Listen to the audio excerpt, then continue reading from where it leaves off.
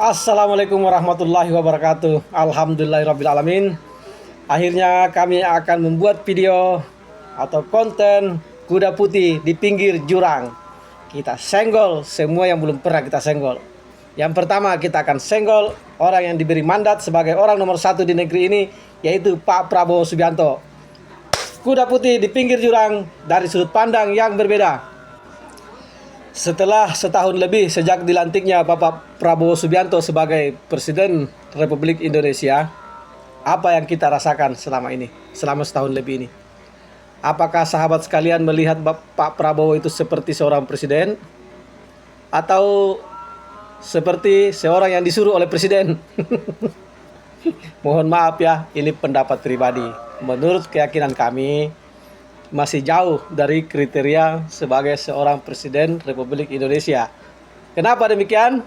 Kami punya dasar argumen. Kita simak dulu potongan video pertama. Hidup Jokowi!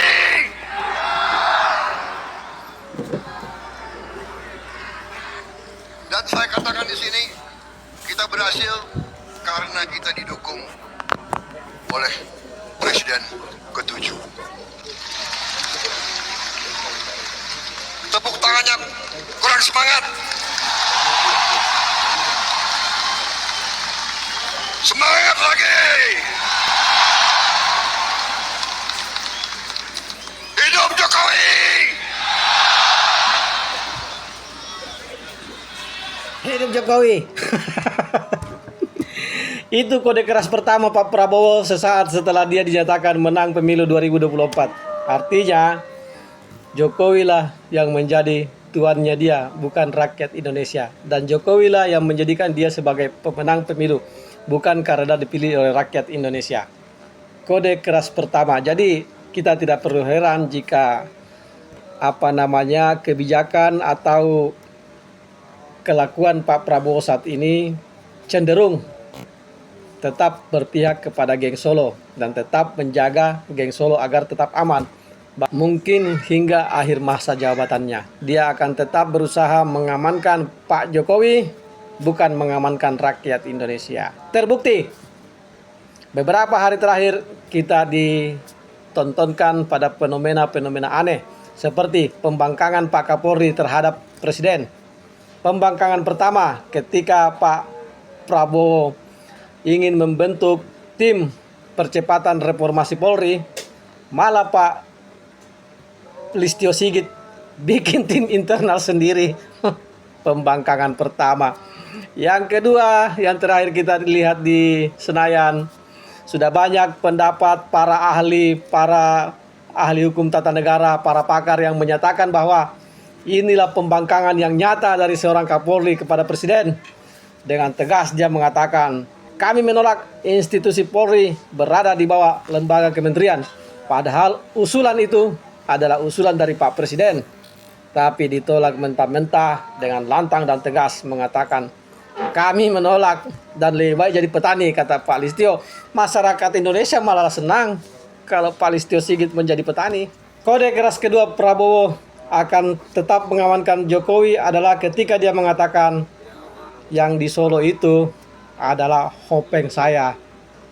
Sehari setelah Pak Prabowo mengatakan bahwa yang di Solo itu adalah hopeng saya, status Rosiro CS langsung naik jadi tersangka dan kasus Sylvester Matutina seolah-olah tenggelam di telan bumi.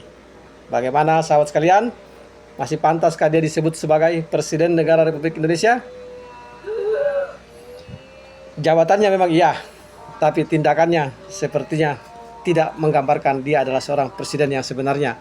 Tetapi dia adalah presiden yang disuruh oleh seorang presiden lagi. Satu institusi aja nggak bisa diurusin Pak Prabowo. Satu orang saja, nggak usah satu institusi. Satu orang Sylvester Matutina saja nggak bisa diurusin sama Pak Prabowo.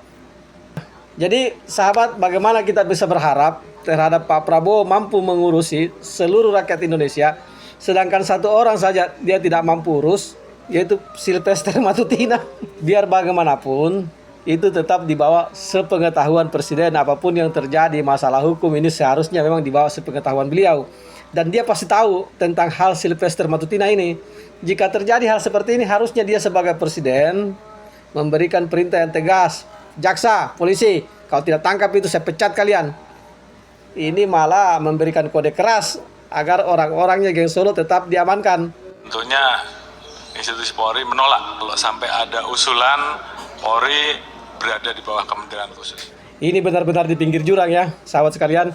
Jika Pak Jenderal Gatot Nurmantio masih dengan bahasa yang halus mengatakan bahwa seolah-olah Pak Listio Sigit ini menganggap Pak Prabowo seperti boneka, sehingga dia berani melakukan pembangkangan terhadap Pak Prabowo sebagai presiden. Kalau kami mengatakan memang bukan lagi seolah-olah, memang Pak Listio Sigit menganggap presidennya itu adalah Solo, Jokowi, bukan Pak Prabowo.